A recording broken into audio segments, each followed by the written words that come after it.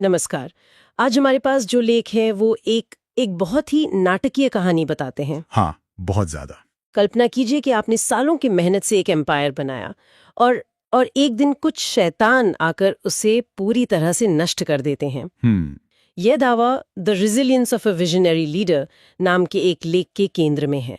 और आज हम इसी कहानी की इसकी परतों को खोलेंगे जो मिस्टर अश्मुफारे और उनके ऑन पैसिव मूवमेंट के बारे में है। बिल्कुल। तो आज की चर्चा का हमारा मकसद यही समझना है कि ये नैरेटिव ये जो कहानी गढ़ी गई है ये इतनी शक्तिशाली क्यों है। सही बात है। हम देखेंगे कि एक लीडर की प्रेरणा कैसे दिखाई जाती है, चुनौतियों को एक महाकाव्य लड़ाई की तरह कैसे पेश किया जाता है और अन्यायियों से किए गए वादे उनके विश्वास को कैसे बनाए रखते हैं। तो चलिए शुरू करते हैं। कहानी के उस हिस्से से शुरू करते हैं जहां इस पूरी कहानी का बीज बोया गया था। लेख के मुताबिक मिस्टर अश्मुफारे की शुरुआत दुनिया भर की यात्राओं से होती है जहां उन्होंने कुछ ऐसा देखा जिसने उन्हें पूरी तरह बदल दिया। हाँ, और लेख इस शुरुआत को बहुत ही भावनात्मक तरीके से पेश करता है। मतलब वो ये नहीं कहता कि उन्होंने कोई मार्केट गैप देखा या कोई बिजनेस का अवसर पहचाना, नहीं, बल्कि यह बताता है कि उन्होंने गरीबी देखी। लोग बिना भोजन, पानी और छत के संघर्ष कर रहे थे। कहानी की जो नींव है वो इसी व्यक्तिगत इमोशनल अनुभव पर रखी गई है। अच्छा, तो ये तुरंत मिस्टर अश्मुफारेह को एक संवेदनशील व्यक्ति के रूप में स्थापित कर देता है, न कि सिर्फ एक बिजनेसमैन के रूप में। और इसी अनुभव से, जैसा कि लेख में बताया गया है, उन्हें एक ऐसा आइडिया मिला जो दुनिया में किसी और के पास नहीं था। ये तो बहुत बड़ा दावा है। लेकिन दिलचस्प बात यह है कि उनका समाधान सिर्फ दान देना या चैरिटी करना नहीं था। उनका लक्ष्य बहुत बड़ा था, लोगों को फाइनेंशियल आजादी देना। बिल्कुल। और ये शब्द फाइनेंशियल आजादी, इसमें अपने आप में बहुत वजन है। ये सिर्फ पैसे देने से कहीं ज्यादा है। ये एक सपना है ना, अपनी जिंदगी पर कंट्रोल रखने का, अपनी शर्तों पर जीने का। हाँ। तो जब कोई लीडर ये वादा करता है तो वो लोगों की सबसे गहरी इच्छाओं और उनकी असुरक्षाओं से जुड़ रहा होता है। लेख इस वादे को ऑन पैसिव मूवमेंट का मूल उद्देश्य बताता है। तो शुरुआत में ही एक बहुत ऊंचा नैतिक धरातल तैयार कर दिया गया बिल्कुल। कि ये कोई आम कंपनी नहीं है, ये दुनिया से गरीबी मिटाने का एक मिशन है। ये दिलचस्प है कि इस श्रुत इस अनुभव को एक मिशन में बदल देता है। क्या ये भी कहानी को एक नैतिक अधिकार देने का एक तरीका हो सकता है कि ये सिर्फ पैसा कमाने का बिजनेस नहीं, बल्कि एक उच्च उद्देश्य है। हाँ, और ये एक बहुत ही प्रभावी रणनीति है। जब आपका उद्देश्य इतना बड़ा और नेक हो तो ये अनुयायियों को एक सामान्य ग्राहक या निवेशक से कहीं ज्यादा महसूस कराता है। वो एक बड़े बदलाव का हिस्सा बन जाते हैं। बिल्कुल। और यही चीज उन्हें शुरुआती मुश्किलों और देरी को सहन करने की वजह भी देती है। वो सिर्फ मुनाफे का इंतजार नहीं कर रहे हैं, वो एक बेहतर दुनिया का इंतजार कर रहे हैं। तो एक तरफ तो ये दुनिया से गरीबी मिटाने का इतना बड़ा सपना है जो सुनने में बहुत अच्छा लगता है, लेकिन स्रोत के मुताबिक हर कोई इस सपने को हकीकत में बदलते हुए नहीं देखना चाहता था। और यहीं से कहानी एक बहुत ही अंधेरा मोड़ लेती है। लेख में लिखा है, जब फसल आने वाली थी तभी कुछ गड़बड़ हो गई। जब फसल आने वाली थी, ये मुहावरा बहुत सोच समझकर इस्तेमाल किया गया है। हाँ, इसका मतलब है कि सफलता बस मिलने ही वाली थी, सारी मेहनत रंग लाने वाली थी। ये उस झटके को और भी ज्यादा विनाशकारी बना देता है जो आगे आने वाला है।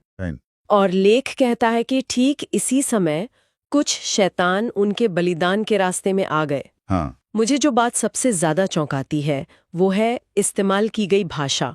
शैतान, चोर, ये किसी बिजनेस रिपोर्ट की भाषा तो नहीं है। नहीं, बिल्कुल नहीं। ये एक धर्मयुद्ध की भाषा लगती है। हाँ, स्रोत कहता है कि इन शैतानों ने अपना बनाया हुआ पूरा एम्पायर गिरा दिया और कुछ भी नहीं छोड़ा। ये एम्पायर शब्द बहुत बड़ा है, बहुत बड़ा, लेकिन स्रोत ये नहीं बताता कि ये असल में था क्या। सही बात है। क्या ये कोई सॉफ्टवेयर था, कोई ऑफिस था, या सिर्फ निवेशकों का एक नेटवर्क? ये साफ नहीं है। और यही अस्पष्टता इस कहानी की ताकत है। अच्छा। शैतान और चोर जैसे शब्दों का इस्तेमाल तुरंत एक बाहरी दुश्मन बना देता है। ये मुश्किल सवालों को टालने का एक बहुत कारगर तरीका है। सवाल जैसे बिजनेस मॉडल में क्या खामी थी, या क्या मैनेजमेंट से कोई गलती हुई? हाँ, इन सब पर पर्दा पड़ जाता है। बिल्कुल। कहानी बहुत सरल हो जाती है। हम अच्छे लोग थे, हमारा मकसद नेक था, लेकिन बुरे लोगों ने आकर सब कुछ बर्बाद कर दिया। तो ये एक तरह से सारी जवाबदेही को बाहर शिफ्ट कर देता है। अगर कोई शैतान जिम्मेदार है तो फिर Exactly. अंदर किसी की गलती नहीं है। एग्जैक्टली और जब ले कहता है कि चोरों ने लोगों का कैपिटल लूट लिया और चले गए, तो ये अनुयायियों के नुकसान को एक व्यक्तिगत हमले का रूप दे देता है। ये सिर्फ एक निवेश का डूबना नहीं है, ये एक चोरी है, एक अपराध है। ये लोगों के दुख को गुस्से में बदल देता है और उस गुस्से को बाहरी दुश्मन की तरफ मोड़ देता है। इससे तो लीडर के प्रति सहानुभूति और वफादारी और भी बढ़ जाती होगी। और भी ज्यादा, क्योंकि वो भी उसी दुश्मन का शिकार है जिसके शिकार उसके अनुयायी हैं। ये एक साझा संकट की भावना पैदा करता है। तो इस विनाशकारी घटना के बाद जहां पूरा एम्पायर खत्म हो गया, कहानी का हीरो क्या करता है? लेख के मुताबिक मिस्टर अश्मुफारे ने हार नहीं मानी। उन्होंने डू और डाई, करो या मरो के नारे के साथ वापसी का ऐलान किया। ये एक बहुत ही शक्तिशाली बयान है। ये सिर्फ वापसी का ऐलान नहीं है, ये एक संकल्प है। लेख उनके शब्दों को कोट करता है, वो जिंदा हैं और अभी मरे नहीं हैं। ये भाषा किसी बिजनेस लीडर की नहीं बल्कि एक योद्धा की है जो लड़ाई के मैदान में घायल होकर गिर गया है पर हारा नहीं है। ये अनुयायियों को यह संदेश देता है कि लड़ाई अभी खत्म नहीं हुई है। और फिर वो एक ऐसा कदम उठाते हैं जो इस कहानी को शायद सबसे ज्यादा भावनात्मक बनाता है। हाँ, लेख इस बात पर बहुत जोर देता है कि उन्होंने लोगों के लिए फिर से सब कुछ बनाने का वादा किया और इसके लिए उन्होंने अपने खुद के पैसे का इस्तेमाल किया। हाँ, लेख में लिखा है अपने पैसे से लोगों के लिए फिर से बिल्डिंग बनाई। ये एक बहुत शक्तिशाली दावा है। लेकिन यहाँ एक सवाल उठता है ना, स्रोत ये तो बताता है कि उन्होंने अपने पैसे का इस्तेमाल किया, पर क्या वो ये भी बताता है कि ये पैसा कहाँ से आया? नहीं। या इसकी कोई पुष्टि कैसे हो सकती है? ये डिटेल कहानी छोड़ देती है जो इसे और भी रहस्यमयी और महान बनाता है।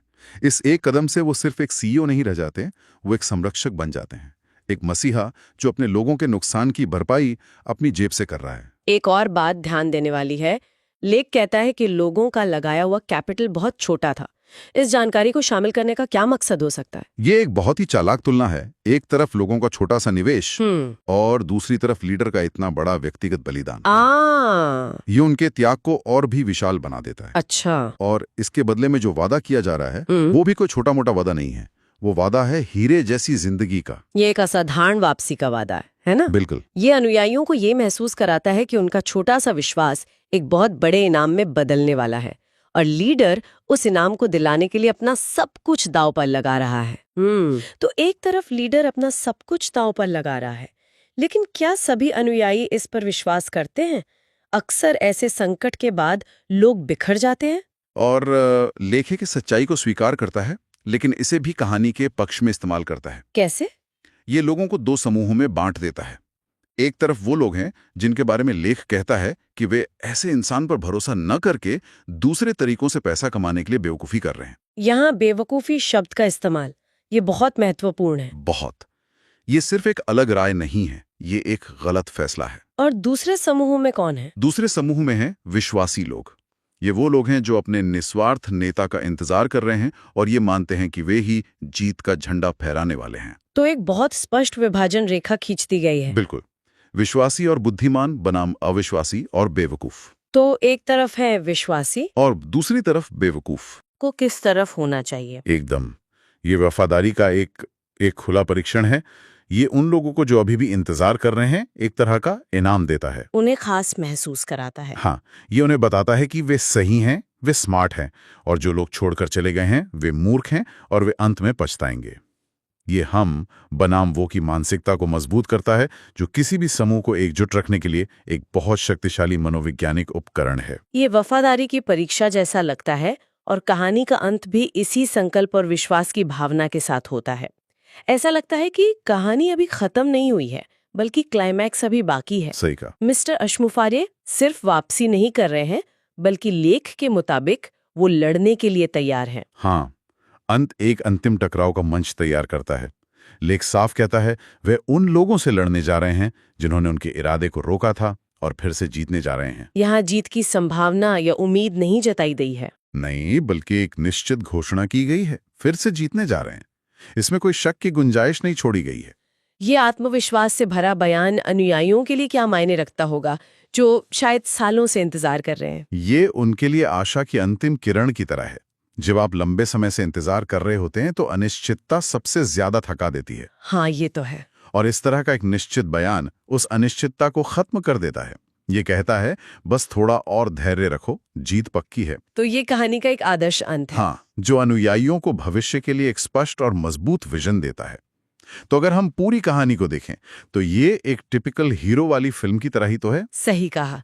पहले हीरो का एक महान मकसद होता है दुनिया को बदलना, फिर विलन यानी शैतान आकर सब कुछ तबाह कर देता है। बिल्कुल। हीरो गिरता है, लेकिन फिर अपने लोगों के लिए लड़ने का वादा करके और भी मजबूती से उठता है, और अंत में वो अंतिम लड़ाई लड़कर जीतने का संकल्प लेता है।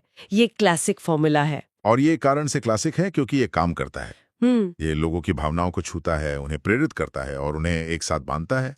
इस लेख का मुख्य उद्देश्य जानकारी देना कम और विश्वास पैदा करना ज्यादा लगता है। सही। ये अनुयायियों को ये याद दिलाने के लिए बनाया गया है कि वो क्यों इंतजार कर रहे हैं और उनका इंतजार व्यर्थ नहीं जाएगा। तो अगर हम इस पूरी चर्चा को समेटें तो ये लेख एक ऐसे लीडर की कहानी बुनता है जिसका एक बहुत बड़ा विजन था, जिसे एक विनाशकारी धोखे का सामना करना पड़ा और जिसने अपने व्यक्तिगत त्याग से सब कुछ फिर से बनाने और जीतने का वादा किया। ये कहानी धैर्य, वफादारी और अंतिम जीत के इर्द गिर्द घूमती है। ये दिखा दी कि कैसे एक शक्तिशाली कहानी जिसमें एक करिश्माई नायक, एक घिनौना खलनायक और एक शानदार वापसी का वादा हो, वो एक आंदोलन को मुश्किल समय में भी जीवित रख सकती है। बिल्कुल। लेकिन इस पूरी चर्चा के बाद एक विचार सोचने के लिए रह जाता है। क्या? ये स्रोत और ये पूरी कहानी पूरी तरह से लीडर के व्यक्तित्व, उनके बलिदान और उनके वादों पर केंद्रित है। सब कुछ मिस्टर अशमुफारे के इर्द गिर्द घूमता है। उनका दुख, उनका संकल्प, उनका वादा। हाँ, ऑन पैसिव का जो भी बिजनेस मॉडल या टेक्नोलॉजी है वो तो पृष्ठभूमि में चला जाता है। वही तो। और ये एक सवाल खड़ा करता है, इस तरह के आंदोलनों में लोगों का विश्वास उस विचार या प्रोडक्ट में कितना होता है, और उस विचार को सामने रखने वाले लीडर के करिश्मे और कथित निस्वार्थता में कितना होता है। बिल्कुल। जब एक विजन और उस विजन को रखने वाले व्यक्ति के बीच की रेखा इतनी धुंधली हो जाती है तो क्या होता है? अनुयायियों का विश्वास असल में किस चीज पर टिका होता है, कंपनी पर या उस व्यक्ति पर?